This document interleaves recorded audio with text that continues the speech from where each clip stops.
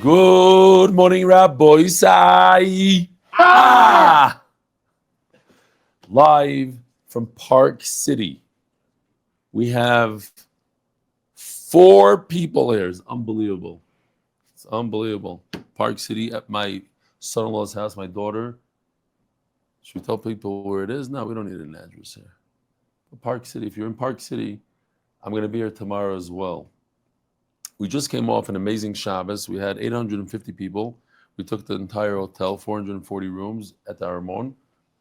And it was unreal. The only people missing were really Eliza and Mayer, my son-in-law and my daughter. They live here in Park City. Eliza cannot travel. And it was unreal. So we saw there was a lot of stories, a lot of crying, laughing throughout the Shabbos. And today I received, I'm not exaggerating, over 60, probably 70 emails about the Shabbos and about different messages. And I'm going to read one, but usually I read them in the beginning of the year. I'm going to read one towards the middle of the year, just because a lot of people skip those emails and I want them to hear it. So I'm going to read it in the middle. I do want to show you this video real quickly.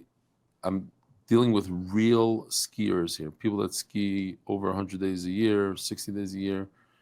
And so I got to tell you this. If my eyes are bloodshot, it's because we missed our flight last night. It was canceled, the whole story. We had to get up at 3 a.m. to catch the earliest flight out. So basically we spent the entire day traveling, and we got 1 hour and 20 minutes of skiing today. And that cost us $1,000. $1,000 for 3 people to ski an hour and 20 minutes. Makes sense, right? Because all they could do is they could give you a half-day ticket, which, and I didn't go online and get the discounts. And you're looking at me, I could get you I know, for tomorrow. We'll talk. So, yeah, but it was worth it. Sometimes, that's the price you got to pay. I didn't sleep yet since 3, and we got to give a shir, and I have to give another one right afterwards in Hebrew. So we're going to get moving here. We just started Sanhedrin. Sanhedrin is about 110 days. My 2 boys were promised at the Shabbaton. Unbelievable. The guys got together. They don't really learn Gemara that much. Well, one of them does a little bit. And they were promised for the older one $20,000 if they finish it. It's like a bet. And the other one $10,000, and they're doing it. Surprise, surprise. There's another guy, I'll tell you guys, because you didn't know about this. There's another guy, his name is Fischel from Baltimore. He gave out, there's 300 people that joined his program. He's giving them $1,000 each.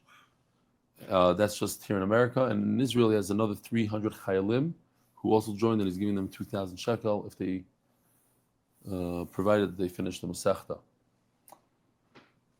We are on Daf Zayin, 6 days in, and today we're starting with the Agadah. Agadah is very light. It's not Gemara-like. It's very much like stories and just different ideas in Judaism and things. And sometimes they're hard to understand. Today, it's, on the lighter side of the Agadah. Sanhedrin has the most pages of Agadah, about 30 pages of Agadah.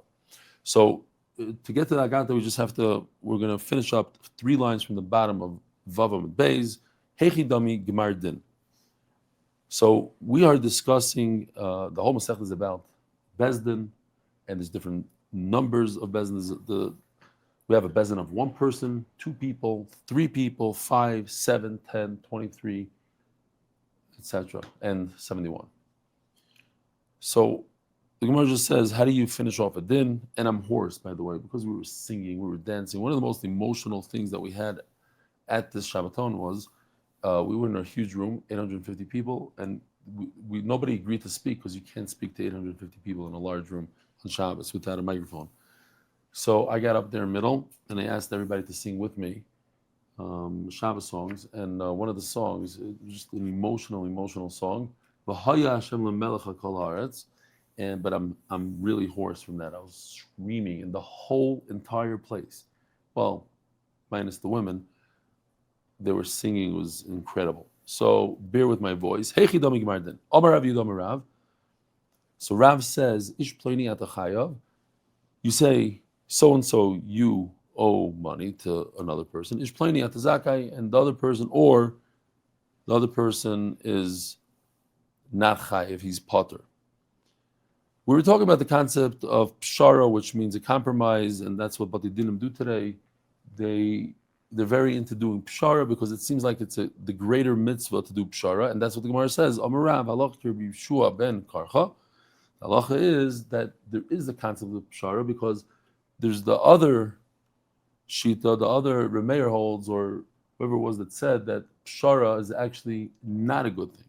Pshara means to compromise. You're actually stealing from one person by making a compromise. Either he owes you $1 million or he doesn't. By saying that he owes you 500,000, so either you're stealing from him, somebody's losing 500,000 here. So he says it's not a good thing. But we pass in la halacha that it's a good thing to do compromise. Eini bar Rav Huna talmid the Rav Hava. How can you tell me that Rav said that it's a good thing? Rav Huna was a student of Rav. Kav asal kamid Rav Huna amar lu. When you come to Rav Huna, you would say, Idina bi'isu, pshara bi'isu. What do you guys want? He would ask the Bali Din, do you want a din Torah or do you want to make a compromise? If you're telling me that the pshara is better, why would he give him this option? It says the Gemara, my mitzvah, nami the Cohn Refuah ben Karcha, mitzvah lememelu, idina bi'isu, pshara bi'isu. He said it's a mitzvah because it's a mitzvah to give them that option. Says Gemara, so Nechama. So I just want to show you. I was on a plane today. Here's my my boarding pass. Yeah, we got the last row.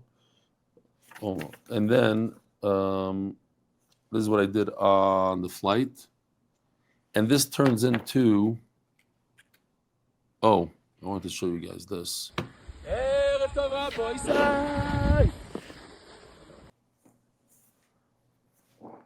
I'm not like you guys. Oh, maybe I should stop it. Oh, and I have to do the sponsors. I'm completely out of it. Anyways, this turns into this. So I'll show you real quickly. We have 4 shitas over here. We have Shmuel ben Chaim, who says that it's a mitzvah to offer a compromise. Offer 2 people come to Bezdin, you offer it to them. It's a mitzvah. Against their will, you have the option to do it against their will if you feel like it. You as the Bezdin.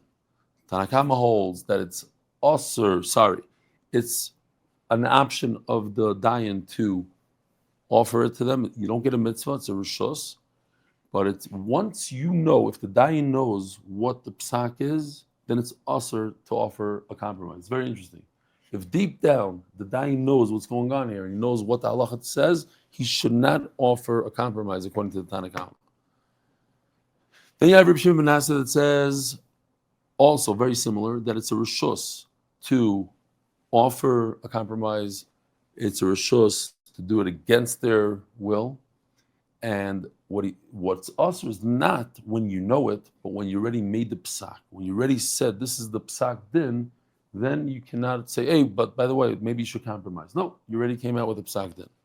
And finally, we have Reb Elazar bar Yossi Haglili. He says that against the will, it's always usher to do a compromise, where, as you saw over here, everybody else in front of him, on top of him, says that it's okay. It's a rishos to force them to do a compromise. We're going to get to that Gadita in a minute. So says the Gemara, Hainu Tanakama, he seems to be saying exactly like Tanakama. So the Gemara now shows on the screen, you see that the Tanakama and Reb Shimon ben Karcha, which are these 2 guys, are not saying the same thing because you have this Asr guy. Ike benayu mitzvah, Reb Shimon ben Karcha savar mitzvah, Tanakama savar rishos. Okay, Reb Shimon ben Karcha, as you see, says it's a mitzvah. He's the only one that says mitzvah. It's a mitzvah to do a compromise. And that's what Rav said before. We pass like Reb Shimon ben Karcha, that it's a mitzvah to do a compromise. I'm saying, I don't know if you've ever been to Bezdin, but I've been told that they try to convince you to do a compromise these days. They don't try to get to the bottom of the halacha a lot of times because of this Reb Shimon ben Karcha. Reb Shimon ben Karcha is a mitzvah. Tanakama is a rishus. Says Gemara, Hainu de Reb Shimon ben Asis. Now, what's the difference between him and Reb Shimon ben Asis? When you hear what these Bali didn't have to say, and you know basically where the halacha is leaning towards, do not offer a compromise. Then in that case, you're not permitted to tell them to go out and do a compromise. You got it? You're with me? Okay. So they argue Reb Elazar that says that a dayan is not allowed to force a. Here he is. You see? Asr. Right over here. He says it's asr to do a compromise against their will. So he argues on Reb Tanchum bar Chanilai, Damar Reb Tanchum bar Chanilai, B'nei mikra zeh elo keneged ma'aseh egel. So we brought a pasuk that says that the entire is like water, etc. He explains the pasuk differently. That what? What happened by the egel? So we have an artist. His name is Yoshi, and he did an interesting thing. I don't know why, but he did it. This is how they made the egel. See this? It's AI generated, but there's a lot of work that goes into it. So he says like this. What happened by the egel? It's interesting that Masechet Sanhedrin also has most of Tanakh in it, most of the stories of Tanakh. So this is the famous story of the egel, that Aaron HaKohen basically made a compromise with Klal Yisrael. He saw they wanted to do Avodah Zarah. He saw that he wouldn't be able to convince them to back down. So he said, you know what, let's make an egel. It says, Vayar Aaron vayivim mizbeach lefanov. He did a compromise, but it was bad. It's not a good thing to make a compromise like that.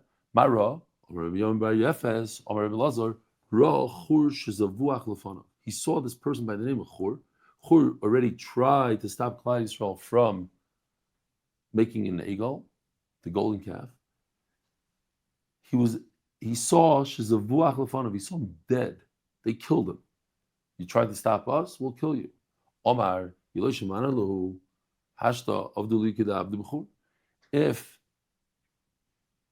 I try to stop them, they'll do what they did to Chur. They'll kill me.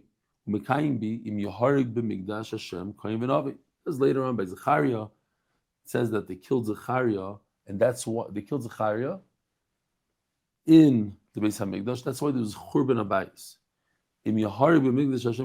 Zechariah was killed, and that's why there's later on, generations later, the Beis HaMikdash was destroyed.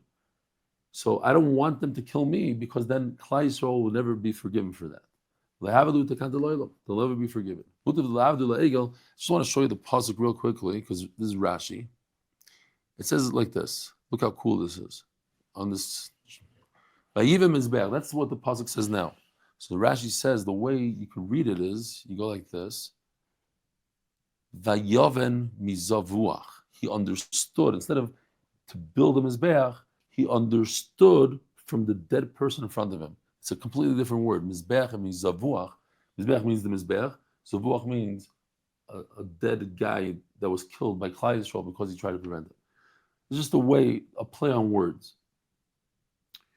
So says the Gemara, so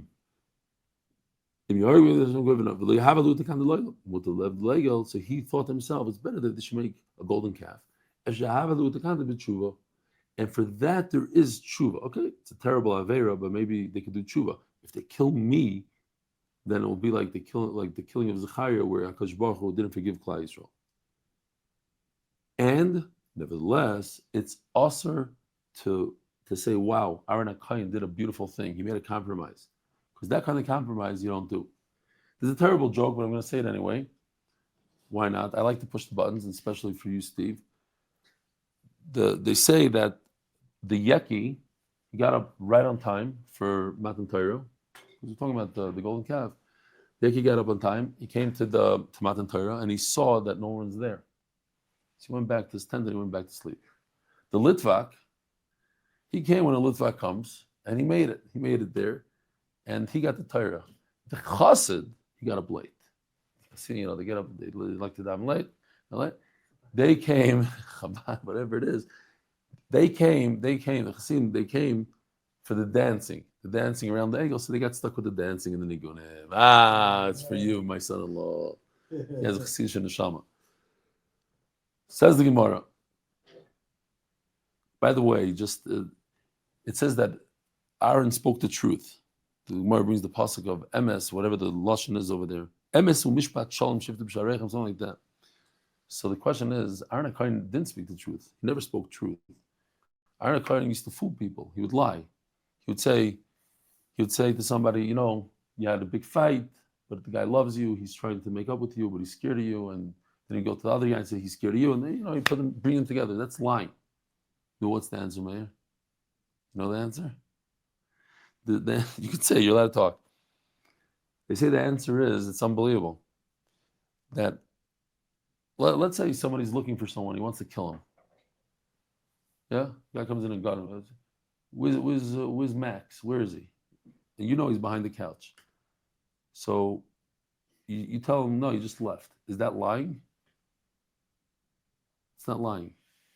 The Torah wants you to say that he left. You can't tell the Torah, you can't say, I have to talk truth. In this situation, the truth is what the Torah wants you to say, and it's considered truth. Aaron spoke emes, because in that situation, to bring two people together, to make peace, you're allowed to say a little bit of a lie. That's the halacha. For God Hashem, you're allowed to say a lie. So it's not a lie. That is the truth. Because truth means what Hashem wants you to say. Anyway, just thought I would throw that out there. Says the Gemara, V'hani tanoi poiter mayim reishis modai. My darshibay. So what do all these tanoim learn with this pasuk that we had yesterday? Poiter mayim reishis modai. So we said yesterday, mayim means the Torah, a fight, reishis modai. My darshibay. K'd Rabbi Mnuna domer. Rabbi Mnuna ain't chilas dina shel adam nidoin ella al divrei Torah. So this is an amazing Gemara, and this is Agadita. It says like this: when a person dies, he goes up to Shemayim. What's the first thing they ask him? What's the most important thing they ask a human being? They ask him, did you learn Torah? Did you learn Torah every single day? How much Torah? That's what they care about first. Sometimes he's asked the famous question. It says in Shabbos, they ask you something else. They ask you, were you honest in business? That's the first. Nasata b'emuna. And then only they ask you, did you do kfiyas sidim in Torah?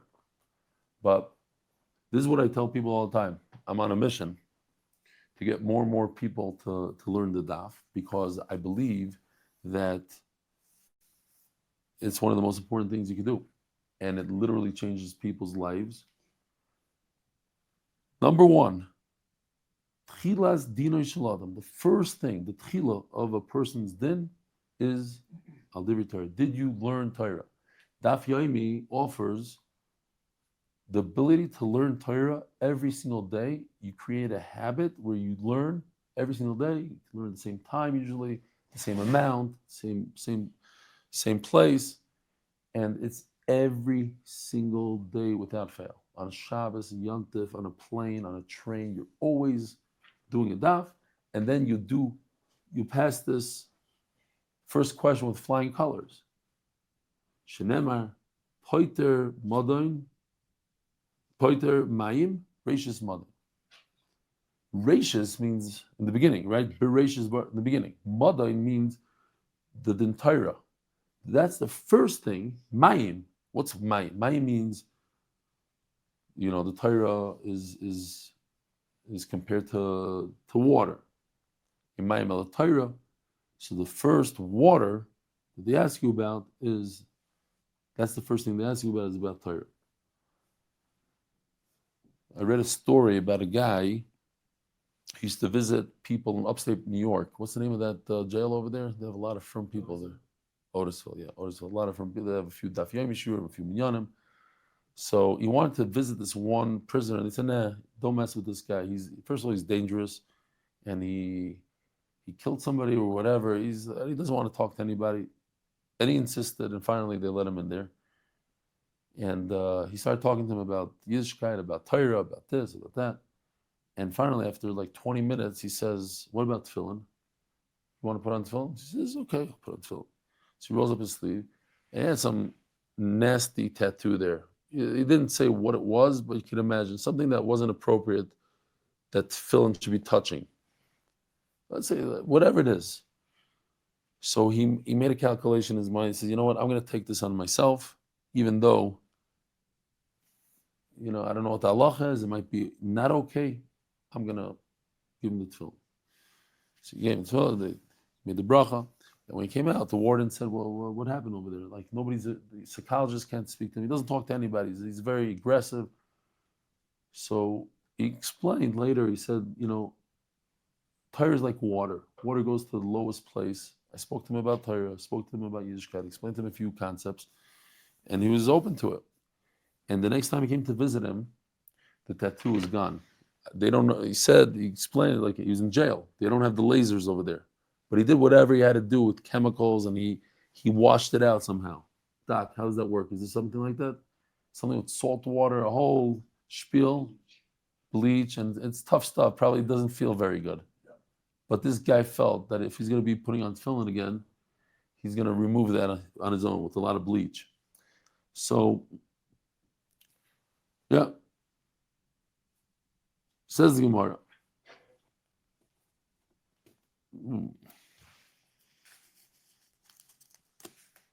Omer Avuna. Haitigro, when you have a fight with somebody, we all have little fights with this person, that person. Similar to, I don't have that. I should have had. Oh, Kobe is watching live here. He wants me to show people. Kobe's watching live. Kobe's our Hebrew editor. He's on the way back. We had like 4 guys on their way back to Israel. He's watching the Daf live. I don't know how. How can you watch the Daf live on a plane? Internet, but it goes onto your screen? Sure. That's super interesting. Wow. Cool. That is a great picture, actually. I like that. Okay. Spending his time wisely. So, time of the Gemara, they didn't have irrigation like we have today. So they would dig these ditches and they would fill them with water. They would get it from some river. So he says, if you don't stop the water and you let it keep on flowing, what's going to happen? It's going to erode. It's going to erode the property, and it's going to make things worthless or whatever. When you have a fight and you don't plug it up right away, it just gets worse and worse. Even the ravach, it just gets wider and wider. Abaye Kshisha Amar, and Abaye the elder says, Domi Liguda the Gamla. It's like a plank on a bridge. Kima the comes in the beginning, the plank, the piece of wood is a little, it's not so sturdy. But after a while, when a lot of people step on it, you put it in its place. So I'm thinking, I didn't see anybody say this, but what's the difference between the two pshatim? It seems like Rav Huna is saying that a fight widens and widens, it gets worse and worse. Abaye is saying not that it gets worse, but it becomes permanent. It becomes deep and permanent. Not sometimes you have a fight with a certain individual, then it gets worse. Meaning now the children are fighting with you. You go on the street, they look the other way, and then the next generation, it can get worse and worse. Or if you don't stop a fight right away, you have an opportunity. There's a certain amount of time, whatever the Gemara means. You go, you apologize, you move on. Otherwise, it becomes like a piece of wood that is in there and it's never coming out. It's like stuck. But it's not. Abaye saying I don't necessarily think it's going to get wider and worse. It's just going to be permanent.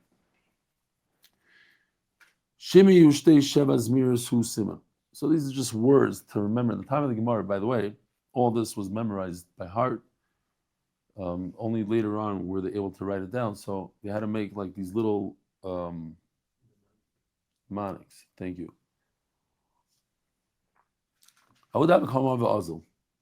So now we have a bunch of sayings that people used to say. Tuvi the Shoma v'Odish. when somebody says something not nice to you, and you're quiet, just take it. You should know that you avoided 100 bad things. In other words, somebody curses you out in shul, whatever it is, somebody says something nasty to you, and you keep quiet. You should know, says the Gemara, that you just avoided 100 different problems in your life. Imagine you spoke back to the guy, you cursed him back, so the next day, accident, this, that, business, whatever it is. You might not know it because everything seems great, and you ski down the hill and you're healthy. But had you not been quiet, things would have turned out differently. So you avoided 100. I can actually see it in the pasuk, the same pasuk that we brought down twice. Poiter mayim reishis madin. Reish me'od dinei. So Rashi says two pshatim. I like this. The second pshat. Madin is gematria 100. Mem is 40. Dalet is 4. Vav is 6. That's 50. And Nun is 50. So it's 100. So Reish me'od dinei. You avoid 100 bad things. Ahud avakomar v'azal. Another guy was saying thing. Atarti tlas ganova lemiktal. You don't kill a robber, a thief, for stealing 3 times. Stole 3 cars. You're going to put him to death? No. In other words, what he's saying is that you can do a few bad things you can do, and Hashem just turns the other way, so to speak. He'll take care of you later. He doesn't take care of everybody. Oh, look, I did this Aveira, I'm going to get punished. No, it doesn't work like that. But there's a limit. I see in the pasuk. Look, it says 3, 4. Hashem doesn't say anything. And again, it doesn't mean Hashem ignores it. Hashem just doesn't do anything now. He gives you the opportunity for years to do tshuva.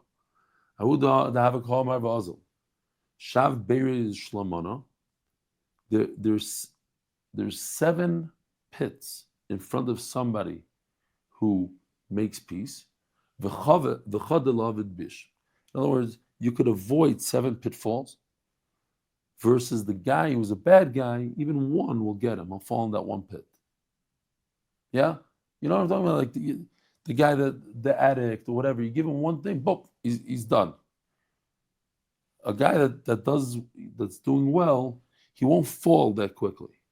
He'll have 7 opportunities to fall and he won't fall. A guy that's not that good, you give him the smallest opportunity to do something bad, he'll fall. I can see this in the pasuk, the famous pasuk, that a tzaddik falls 7 times, but he gets up. What's the saying in English? Must be a saying like that in English, no? 7, he shall fall and stand.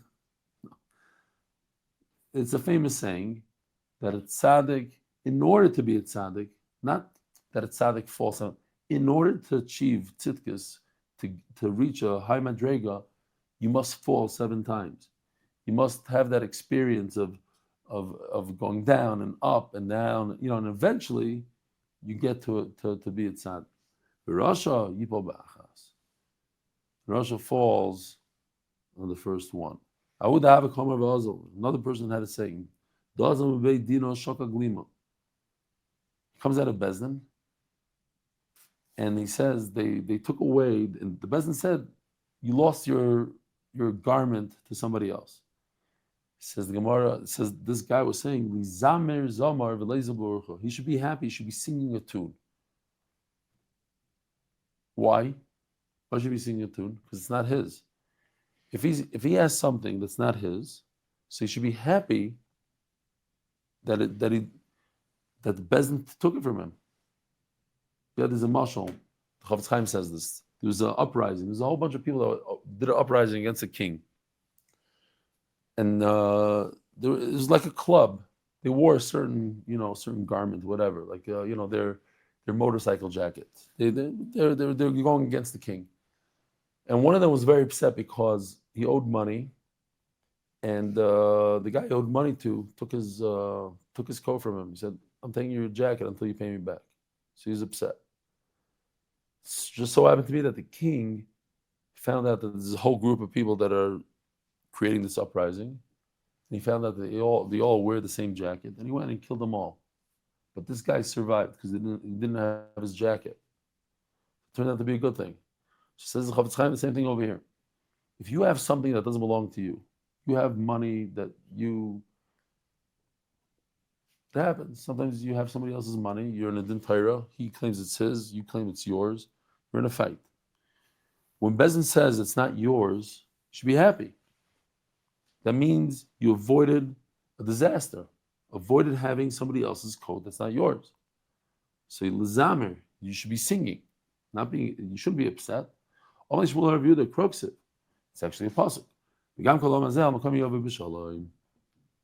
This entire nation should come in its place in peace. I would have a kamar ba'azal. There's another guy that has saying, he naima. When this woman sleeps, in other words, she's lazy, vidikula shafel, and her basket, here we have a little bit of a, let's see, what do we have here?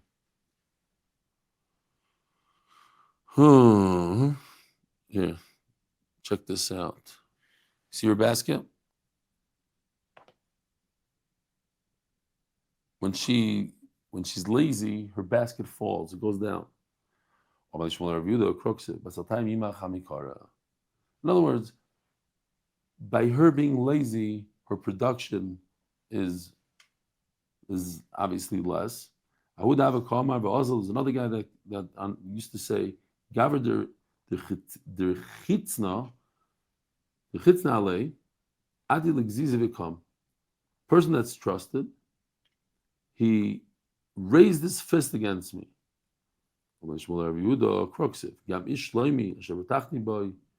This person that here we have it. This is the pasuk Gam Shelaima asher b'tachti boy oichel achmi higdol alay okev.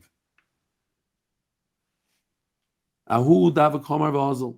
There's another guy I had it saying kirechimtim haba aziza. Listen to this one you like. When the love between a husband and a wife is so great, apusio the safsiro shchivam. They could sleep on a bed the size of the width of a sword. But when they don't love each other, a bed that's 120 feet wide is not enough for that. You hear the line? When love is so great between two people, then they could do away with a bed the size of a sword. But when there's no love, then they need a much wider bed. Even a much wider bed doesn't help. I can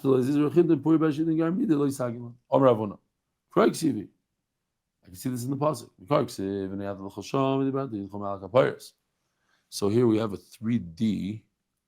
Oh, I messed up. I need to show you this beautiful animation. We have two 3D animators that work for us full time. I don't know if we're going to be able to do sound. Wow, 33 minutes in. Mark, you ready? Here we go. Where am I? In the Beis Din Shelma. And how did I get here? Here we ask the questions. So, where do we start? I volunteer for Mara, Zaka, Hatzala, and the fire department. I have a gamach for loans, and I donated a kidney to my sister, and I liver transplant to my mother-in-law, and I also... The beginning of a person's judgment is on Torah. Why didn't you study every day? The truth is, I tried a few times, but I always gave up on difficult sugyas. So why didn't you study with Reb Eli and MDY?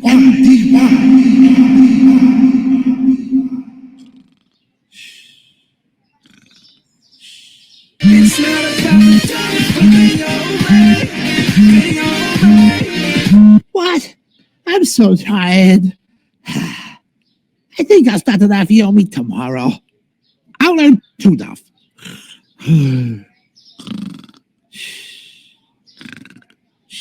It's not about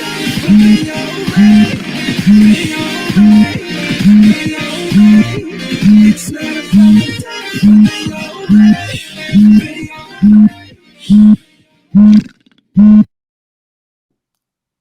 I have to put the volume in there. You want to do something over there? Good. Awesome. Let me move on. You got it? You got the idea of the video? I'm in Atzala. I do this chesed, that chesed. But the bottom line is, you learn Torah every day. Let me ask you the question I ask everybody. What's a bigger mitzvah, to put on tefillin or to learn Torah? Learn Torah. How do you know? Because that's what you're asked. Okay, good. That's a good answer. But we say it in davening every day. If you learn Torah, it's like you can. If you learn Torah, you'll put on tefillin.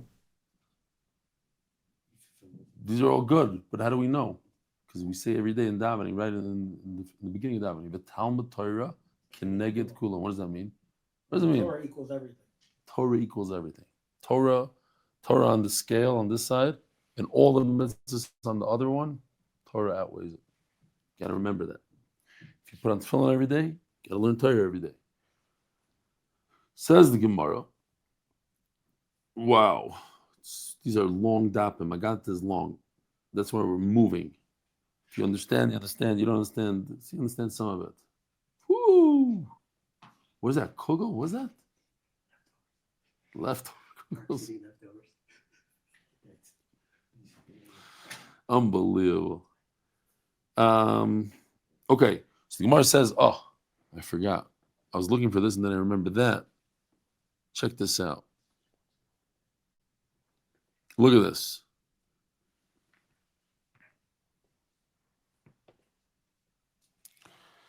This, guys, is a 3D animation of what it looks like in the Kodesh HaKadoshim in the Beis Hamikdash.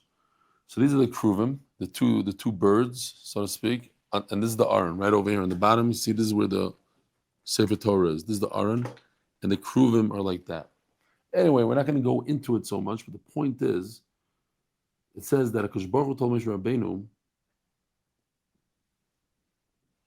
Hashem tells Moshe Rabbeinu, I'll meet you over there. I'll be right over here. On top of the kaparis, that's this thing right over there. The aron was only 9 tefachim, 9 fists like this, plus a tefach. The kaparis tefach. Aron tisha v'kaparis tefach. Hurricane Asar, so total is 10. Is 60 amma long, 20 wide, 30 tall. In other words, it's not even enough. If there's no love between Hashem and Klal Yisrael, then even a very large building is not going to be enough. How do we see that the word Leiseguru means to withhold? Just like when you gather wine, you shouldn't gather, so gather. Segur is a lesson of gathering, of withholding.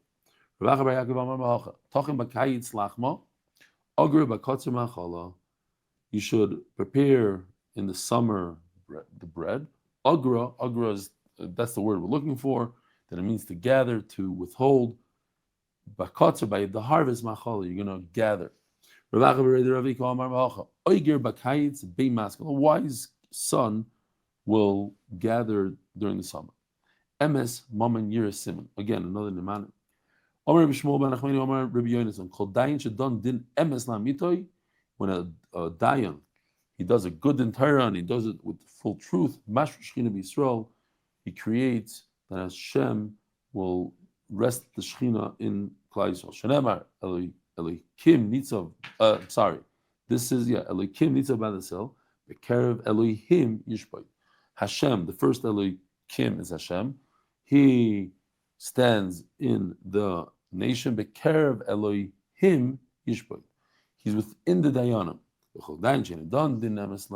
the Dayan who lies, so the opposite Chas he'll create that the Shechina, HaKadosh Baruch Hu's presence, will distance itself from Klal Yisrael. Shenemar, Mishoy Daniyim, Enkas, Evyonim, Ata, Akum. Akum is, I'll leave, Yomer Hashem. Hashem will leave Klal Yisrael when the Dayanim are not being truthful. There's, unfortunately, there's a lot of stories nowadays of Dayanim and Batadinim that, are whatever, have different issues, whether you could pay them off and this and that. So They're getting better, and Klal Yisrael is getting better at it, but it's a very bad thing when the dayan is not very truthful. When the dayan takes money from one person and gives it to another against halacha, Hashem will kill him. Don't steal from the poor because he's poor. And don't depress a poor person at the gate. Hashem will fight their fight. Basically, he'll take their soul. Did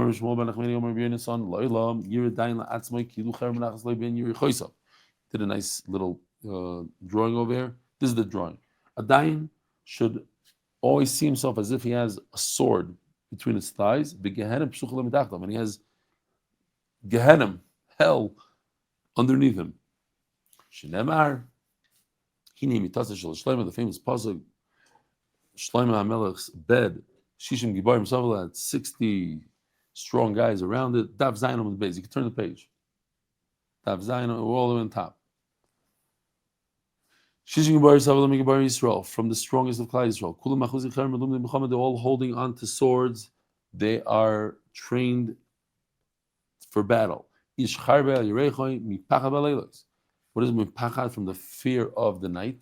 They're fearful of Gehenim, which is similar to night. Now that the Olam is still here, I want to read. Yeah, I got to do the do sponsors in Park City. Okay. We need sponsors in Park City. We need sponsors in Park City. Okay, so I'm just going to read one email out of the 60. Dear Rebelli, for years I've been learning the daf on and off. Over time, I've listened to several Daf Yomi shurim from world-renowned Magidish year. So when you started your share and encouraged me to join, I didn't fully appreciate what made it so unique. Until this past Shabbos, being there and experiencing the atmosphere firsthand opened my eyes to what I believe makes MDY so special. I realized it's not about the daf. Listen to this line. I have a line, I coined the line. It's called, it's not about the daf, it's about the yomi. It's about the daily grind. It's not the daf, and he comes up with something else. I realize it's not about the daf, it's everything but the daf. It's all around, the cartoons, the pictures, the jokes, the stories, when I'm in a good mood and awake, the achtos, the family. What sets you share apart is the joy and energy you bring to the learning. So here's a guy, it's very interesting. This guy, he's not part of the shir. He wasn't part of the shir until Shabbos. He donated some money, and he donated money to the Shabbaton. Somebody knew him. He said, okay. And then the guy said, why don't you come for Shabbos? So he came for Shabbos. And now he's writing this email. Being there and experiencing the atmosphere firsthand opened my eyes to what I believe makes MDY so special. I realize it's not about that. Yeah. What sets your share apart is the joy and energy you bring to the learning, the jokes, stories, videos, and all the extras you incorporate, create an environment that is incredibly engaging and inspiring. It's like experiencing something so funny, uplifting, and entertaining that you feel compelled to share it with everyone you meet. It's a hidden gem of joy, captivating, contagious. The laughter and excitement linger with you, bubbling up in conversations because you want others to feel that same spark of happiness. When this happens through Torah learning, it transforms lives and families. When one comes home and shares the stories, jokes, or insights from the share with their wife and children, it shows how enjoyable and meaningful Torah can be. It's not just about fulfilling an obligation. A lot of people think Torah, you got to learn, you got to force yourself to learn. It's not about fulfilling an obligation. It's about radiating the joy and excitement of learning. I also realized something this Shabbos that I didn't appreciate before. When I would watch you share in the past, I often skipped the intro, including the emails and stories, and jumped straight into the daf. This Shabbos made me realize that was a mistake. The intro isn't just a warm. That's why I'm reading the email now. For all those guys that don't listen to the emails, now they're stuck. They didn't know there's an email. What are they going to do? They're going to fast forward. So now they got stuck to hear an email. It's a mistake, he says. The intro isn't just a warm-up. It's an integral part of what makes your shir so meaningful and unique. The shir provides a wealth of Torah content, and participants are eager to share with their family. Not to preach or teach Mussar, but simply to share the happiness and fun that comes from engaging with God's Torah. Thank you for creating something so unique and special and for inspiring not just me, but countless others. I look forward to joining and continue this incredible journey. Warm regards. He doesn't want me to say his name. Great. Darash Rabbi Yoshia. We are 5 lines from the top of Zayin Amud Beis. Says Rabbi Yoshia, what is this thing over here? I don't know what this picture is. I have no idea what it's for. Maybe it looks cool. I like it. I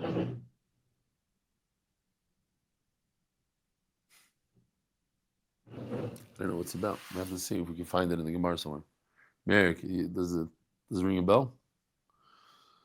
This picture. Darash Rabbi Yosef. V'temer Reb Nachman bar Yitzchak. Ma'idach Siv. Beis David koyom Hashem dinoi lebagi kermishba v'atzilu gozl miyadeshik. You should make a entire in the morning and save the one that was robbed from the robber. So Gemara just says, what's pshat in the pasuk? V'chi b'boker danim v'chol hayom in danim. What you only do the entire in the morning, not all day. Ella. Boker means in the morning. But if it comes to tell you, in bar lecha adavar kaboker amarei, if you're dying and you see something that's clear like the morning, like we say in English, clear like the day, so the Gemara is using lashon clear like the morning, you're allowed Alte amarei. Don't make a psak din if you're not 100% certain what you're talking about. Tell the chachma, you're my sister. In bar, what does it mean? Who's the most obvious person you cannot marry? Your sister. If something's usher, whatever, like you know that your sister's usher to you, then say, don't say something you're not 100% certain about. 10 people are doing the entire. There's 10 dayanim. Usually you have 3. In this case, you have 10. In those days, they used to lead the guys to death. They'd have this metal, I don't know what it's called. More than a chain, but it's like the metal, the chain is attached to it. The metal clasp, I don't know what it's called. So, in other words, each one of the 10 is responsible here. Says Gemara Pshita, it's obvious. Says Gemara, listen to this. We learned the other day that if your Rebbe is in town, your Rebbe lives within 7-mile radius approximately of where you are, you can't tell a person halacha. Your Rebbe is here, it's not appropriate for you to teach people halachas. Tell them to go to your Rebbe. They had a lot of covet for the Rebbe back in the day. Now the Gemara is saying the opposite. If you see your Rebbe making a mistake, you're not even part of the Bezdin, but you're a Talmud. You have a lot of honor. You give him a lot of honor. But you're sitting there and you see he's literally making a mistake. He doesn't know what he's talking about. You need to stand up for the guy, for the mistake. You have to say, hey, Rebbe, sorry, you're wrong. You can't say, oh, but he's my Rebbe. It's chutzpah. And because it's chutzpah, so that's why Reuven is going to now lose $100,000 in the entire. Your Rebbe is wrong. You got to tell him.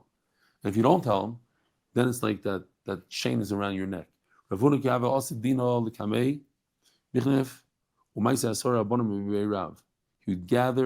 and bring 10 rabbanim. They should take a chip off the beam. In other words, let me spread the responsibility. I don't want all the responsibility on my shoulders. Let other people take the responsibility. He had a treifa. Cows are expensive, right? They're like $2,000 today. Guy comes to you with a treifa. He says, is this a hole in the heart? Do I have to throw it in the garbage? He would bring all the butchers of Mazel Tov, and he would, Omar, let them all be responsible in this treifa. I hope you're not upset that I'm going a little bit quicker than normal, 1.5 speed, because we have a lot to accomplish, and we're already 40-something minutes into this. This is crazy. Okay. If the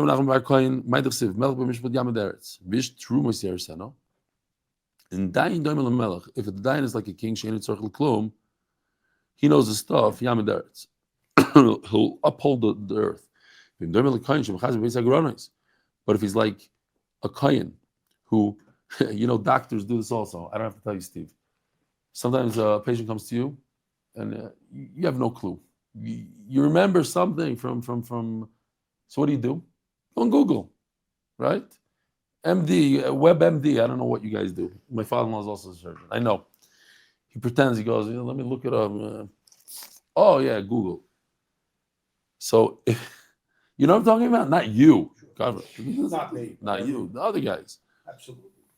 So, we have a world-renowned surgeon here that my son-in-law told me Elon Musk has you on speed dial. He calls you up once in a while for spine. Well, maybe not today, but back in the day. So, no, seriously, maybe you should get together with my father. He's also a world-class head and neck surgeon. Invented a bunch of stuff. Anyway, he's not a good skier though. So, but if you're like a Kohen that's looking for like the truma that the Yisrael gives him, he's looking for something. Literally, like today on Google, Yarsena, he'll destroy the world. You got to know your stuff. Imagine doing surgery, like during surgery, like looking up on Google and this, should I cut over here, do it over there? Yeah. So I'll tell you afterwards my stories about surgery. Back in the day, they allowed people to go in there. I'll tell you one story real quickly. There's my father-in-law let me in there, but he didn't tell anybody that I was his son-in-law, right? He tells them this is not a med student. This is a surgeon from New Jersey, whatever. This is in Chicago.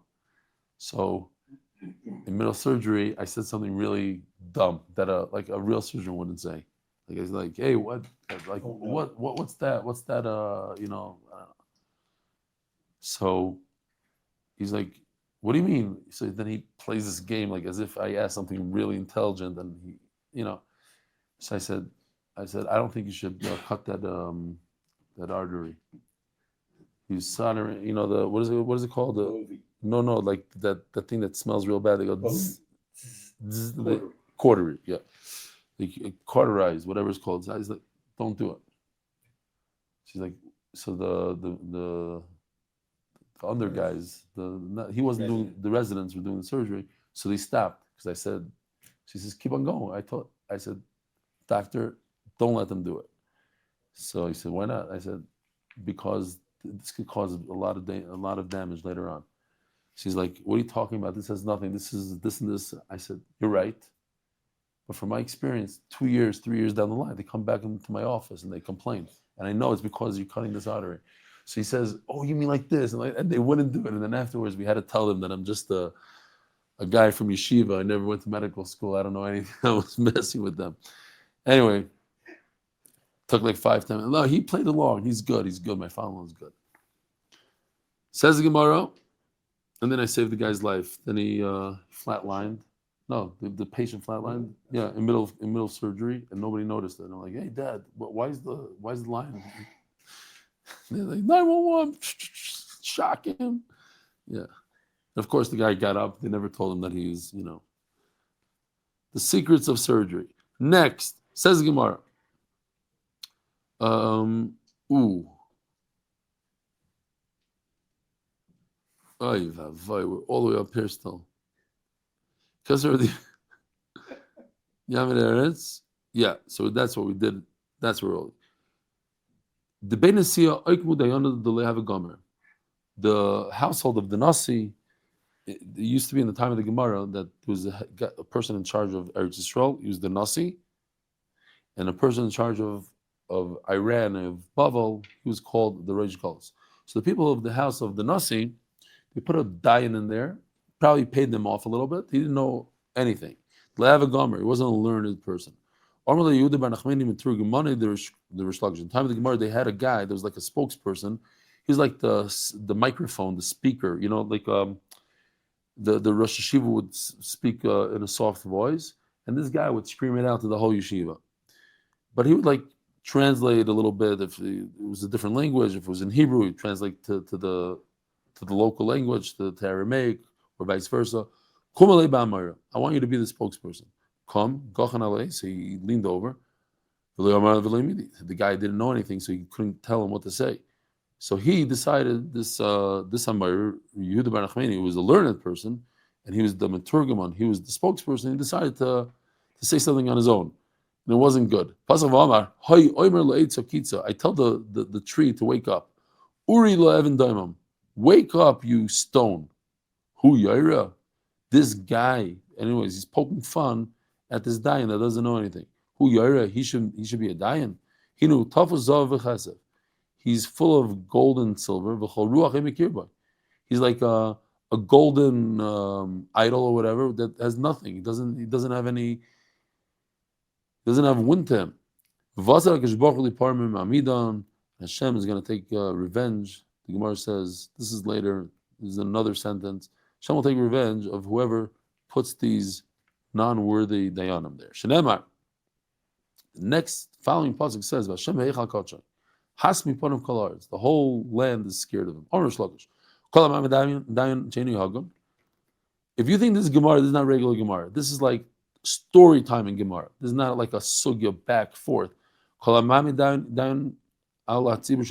put a dayan on the klal and he's not a good guy, asher means an avodah zarah tree, worst kind of thing that you can have. You have to burn it. You can't have any benefit from it. So it's as if you planted an avodah zarah tree. If you put a dayan that doesn't know what he's doing. Right away, the pasuk says, "You shouldn't plant avodah zarah tree." And if you put such a dayan that's not learned in a place that you have big tamid chachamim, it's as if you put the asher tree right by the mizbeach. Shenemar, it's a mizbeach Hashem alikecha. Like inside the base hamikdash, you're planting avodah zarah tree.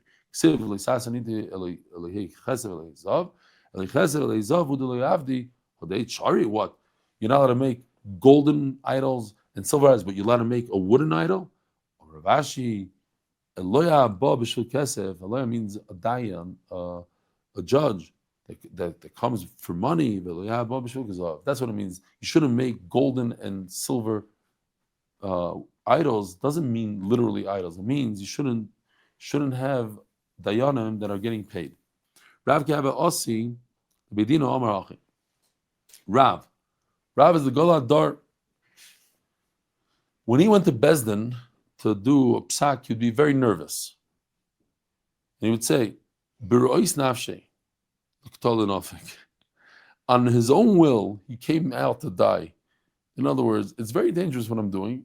And for what reason? What do I have? What do I stand to gain from this whole thing? With Tzvi Beisi Lesu of it, he doesn't even do the chores at home. He doesn't vacuum. He doesn't mop the floors. He's busy over here in Bezdin. V'reikin lebeisi oil. He comes back without any money. It's not a paying job. Halavai,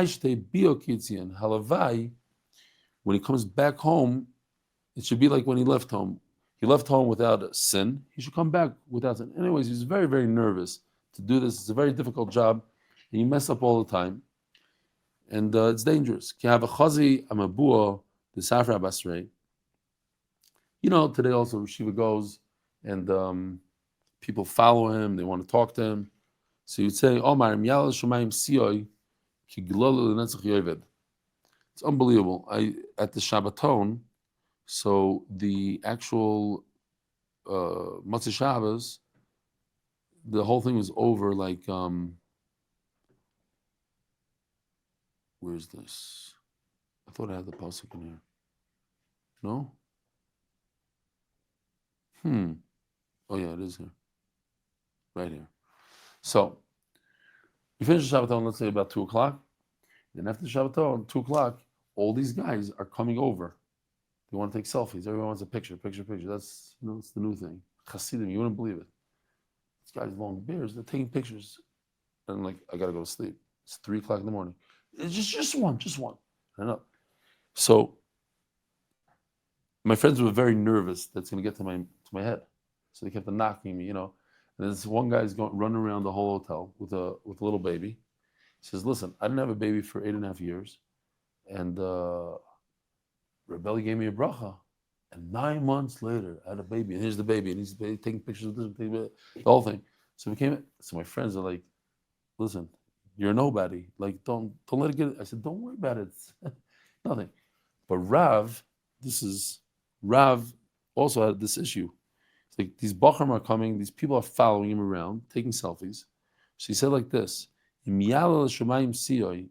if I go up to heaven, he used a very, very strong, I'm like feces.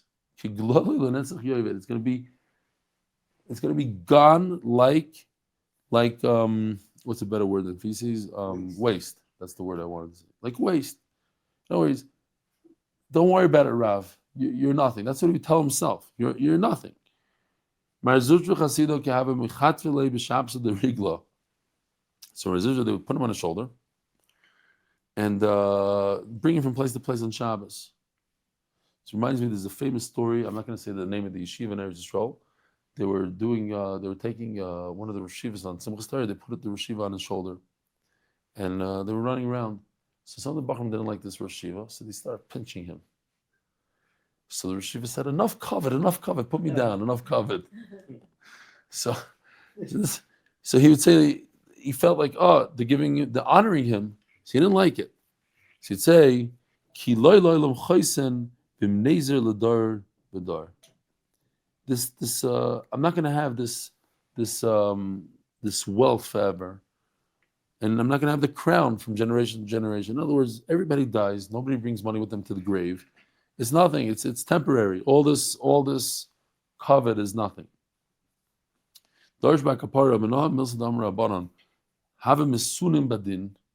Should be patient when it comes to the entire. So it says, when you go on the Mizbech, you shouldn't use stairs. You have to use a nice gradual ramp. Why? Stairs is like, it's like hard. Boom, boom. A ramp is calmer. It's gradual. It's similar to having patience versus doing something, with whatever the word is. So, right after it talks about stairs, you shouldn't have stairs. It says the whole Ve'ela Mishpatim, these are the rules of Din Torah.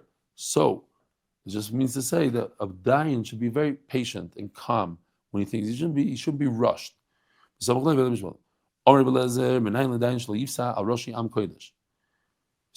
in the time of the Gemara, they used to sit around on the floor. I think he did something cool. No, I don't see it now. So how do you know? So they used to sit around the floor. Now, you're trying to get from point A to point B, so you kind of like step over people. He says it's not appropriate. It looks like you're stepping on them. You're belittling them. Go around. The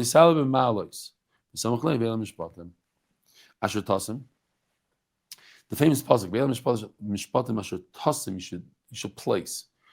Ask the Gemara, why does the pasuk use the lashon of placing instead of teaching? These are the rules they have to teach Klal Yisrael, not place on Klal Yisrael. Referring to the tools of a dayan. Ravuna would say, bring out my tools. What were his tools? Listen to this, Givali. Michal, he had a stick. He would hit people with a stick if they broke the rules. You could give Malchus the Rabbanon with a stick, or Ritzua, no, not a strap. It's a, how do you say shot? A whip. A whip. B'shofara, and they had a shofar to put somebody in chayrim. You have to excommunicate somebody, blow a shofar. They were tough back then. The sandala, and they had a special shoe for chalitza. If unfortunately now and so we have in the war, people, some soldiers were killed before they had any children, but they were married. Young soldiers, so their wife has to go through the process of chalitza. So Bezin has to have a special shoe. When we were learning Yavamas, so I try to get the shoe because I do a lot of hands-on, props. I want to show everybody the shoe. So I went to the Bezin in Iraq. They told me, no, we use the shoe all the time. We use it 3-4 times a month. It happens with very young couples or very old. You have elderly people that get married. The second marriage, let's say 80 years old. And now they don't have kids together, obviously, but they never had kids before. And the husband dies. Now the woman needs to do chalitza yibum. So I went out and we made our own shoe. Cost $2,000, these shoes. It's a simple piece of leather, but that's what it costs. Well, actually, the guy gave it to us for free. What am I talking about? But that's it. The market for it is about $2,000. It's cool. I have one. So anytime we talk about chalitza in Israel, I pull it out. So that's a tool that you should bring to Bezin. Let's just do a few more lines here, and that's it. Actually, you know what? Let's stop right over here because we're kind of late. Rabboisai, have a wonderful day. Thank you for coming. Tomorrow, 8 o'clock sharp. Ezer Hashem.